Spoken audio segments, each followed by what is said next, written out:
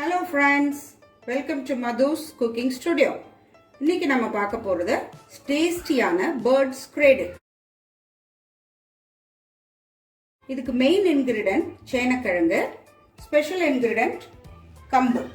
சேனக்கிழங்குல vitamins and minerals இருக்கு, கம்புல high fibre இருக்கு.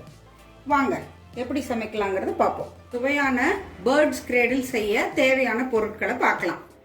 150 gram வேக வைத்த சேனைக்கிழங்கு, 2 ஸ்பூன் கம்பு மாவு, ஒரு பொடியா நறுக்கின பெரிய வெங்காயம், ஒரு வேக வைத்த உருளைக்கிழங்கு. அடுத்து 2 spoon violet cabbage, 2 spoon red capsicum, 2 spoon துருவிய கேரட். அடுத்து 2 ஸ்பூன் மைதா, 1.5 ஸ்பூன் கார்ன்ஃப்ளவர், தேவையான அளவு உப்பு, ஒரு 100 கிராம் அளவு மெலிதான சேமியா எடுத்துக்கங்க. இப்போ 1/4 ஸ்பூன் கரம் மசாலா, 1/2 ஸ்பூன் மிளகாத்தூள், 1/4 ஸ்பூன் ஜீரகத்தூள், ஒரு பொடியாக நறுக்கின பச்சை மிளகாய். வேக வச்ச சேனக்கிழங்க நல்லா மசிச்சு எடுத்து வச்சுட்டு அதில் 2 ஸ்பூன் கம்பு பவுடர் போடுறோம். அடுத்து நறுக்கின பெரிய வெங்காயத்தை அதோட சேர்க்கிறோம். இப்போ நல்லா இதை ரெண்டையும் கலந்துட்டோம். அடுத்தது கரம் மசாலா தூள் 1/4 ஸ்பூன், மிளகாய் தூள் 1/2 ஸ்பூன், நறுக்கி வச்சிருக்க பச்சை மிளகாய், ஒரு பச்சை மிளகாய், 1/4 ஸ்பூன் ஜீரகத்தூள், எல்லாத்தையும் சேர்ந்து கலக்கணும்.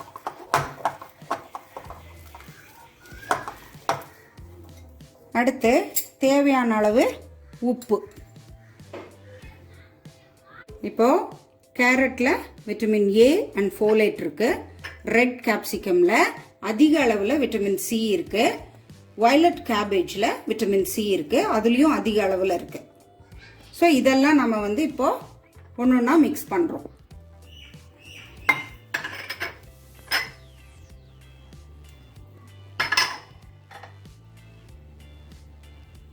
கார்ன்ஃப்ளவர் மாவையும் மைதா மாவையும் கலக்கி ஒரு கன்சிஸ்டன்சியில் எடுத்து வச்சிருக்கேன்.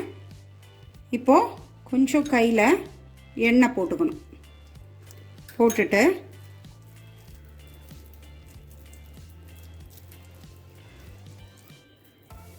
ஒரு உருண்டை பண்ணிட்டு அதுக்கப்புறம் அதை கிரேடில் மாதிரி பண்ணணும்.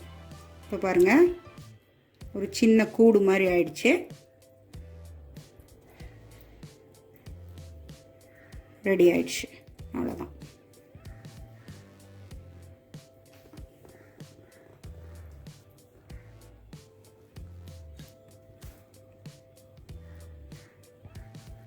அடுத்து நம்ம இந்த கார்ன்ஃப்ளவர் மைதா கலந்து வச்சுருக்கோம் இல்லையா, அதில் இப்படி லைட்டாக முக்கி எடுத்துட்டு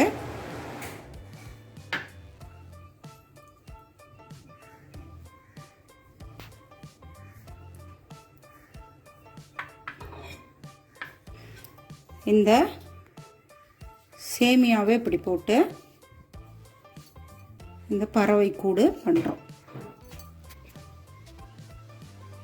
பாருங்க, இது பேர்ட்ஸ் கிரேடில் ரெடியாக இருக்கு. இதை அடுத்தது நம்ம எண்ணெயில் பொரிக்க போகிறோம். இது குழந்தைங்க ரொம்ப விரும்பி சாப்பிடுவாங்க. நீங்கள் செஞ்சு கொடுத்து பாருங்கள், ரொம்ப டேஸ்டியாகவும் இருக்கும், ஒரு வித்தியாசமான ஸ்நாக்கும் கூட. பாருங்க, இது பேர்ட்ஸ் நெஸ்ட் ரெடி ஆயிடுச்சு.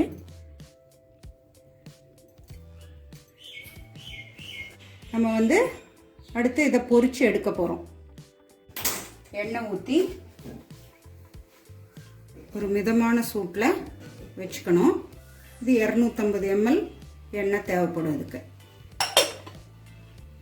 இப்போ இதை நம்ம பொரிச்சு எடுக்க போகிறோம் எண்ணெயில். எண்ணெய் மிதமாக காஞ்சிருச்சு.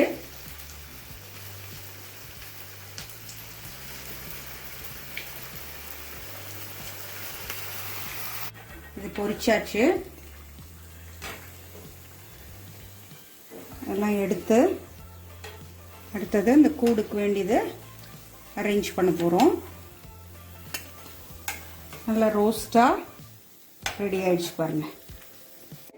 இந்த உருளைக்கிழங்க இப்படி எக் ஷேப்பில் பண்ணிவிட்டு இப்படி வைக்கணும் பாருங்க. சுவையான birds கிரேடில் ready.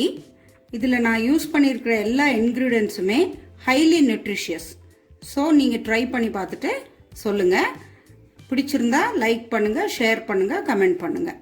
Happy and healthy cooking. Thank you friends.